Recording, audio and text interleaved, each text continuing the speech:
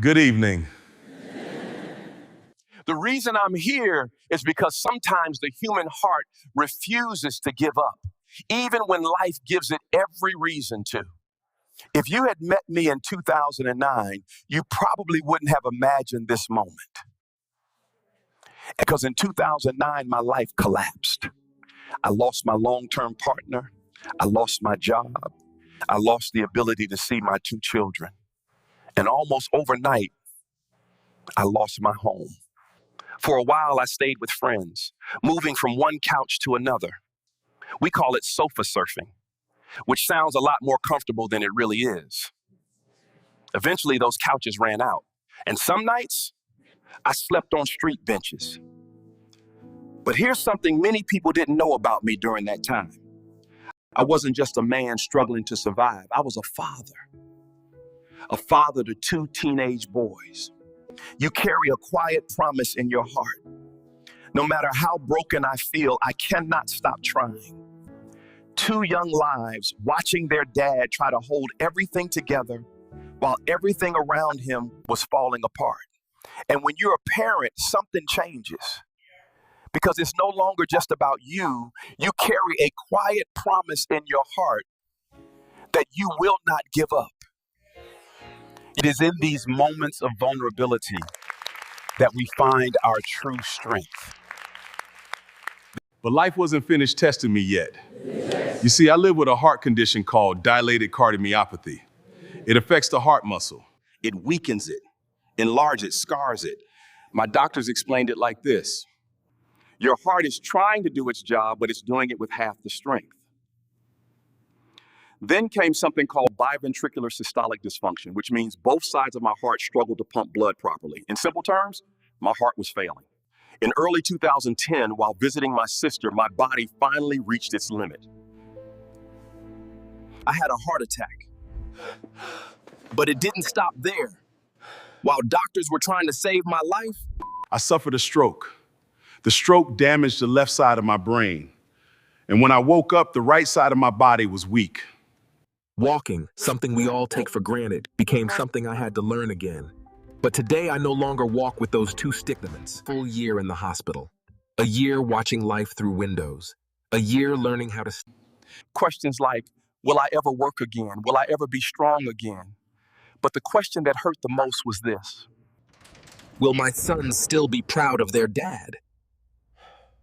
When I finally left the hospital, cold, isolated, but it was the only place I had. Every day I took 16 pills. Every day. For the rest of my life. Each one a reminder that my body had limits.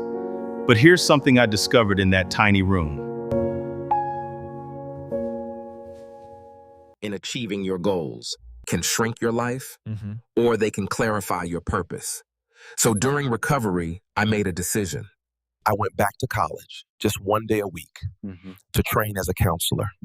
Because when you've spent a year in hospital, you begin to understand something powerful. They need someone who understands pain, someone who will simply sit with them and say, I see you. Eventually, I returned to work in logistics, the kind of job I used to do. But something else happened there too.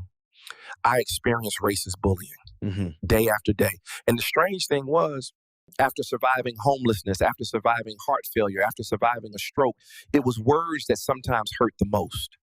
At the same time, I was still volunteering, helping people who were living on low incomes. Because when you've been at the bottom, and I tried to get therapy, I reached out to different providers. And again, I was turned down. Eventually, I stopped asking. And for a while, I carried that weight alone. But there was one thing that never left me: faith. I truly believe God walked with me through every hospital corridor, every lonely night, every moment where giving up would have been easier. And then one day, something changed. Someone who stood beside me when I was facing racism. Someone who believed in me when I struggled to believe in myself. And eventually, they offered me a job working with them. Not because of my illness, not because of my struggles, but because of the strength that had been built through them. Today, when people see me, Today, when people see me, they don't see the pain I faced. the history of rejection and wanting to give up everything. They see someone whose heart is medically damaged. But what they don't see is the man who once slept on street benches, the man who rebuilt his life, the man who kept going. Because two teenage boys were watching, and he wanted them to know something important, that real strength is not about never falling. It's about getting back up, even when your heart is broken.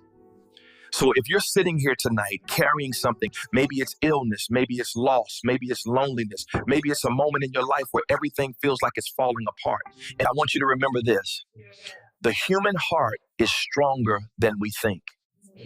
Even when it breaks, doctors say it's weak. Even when life knocks you down again and again, your heart can still beat with purpose. I was homeless. I survived heart failure. I survived a stroke. I raised 2 sons through it all. Not because life was easy, but because hope refused to leave my heart. My name is Matthew L.V., and if my story proves anything, it's that sometimes the most powerful hearts in the world are the ones that were almost broken. Thank you, and God bless, and may the source always be with you.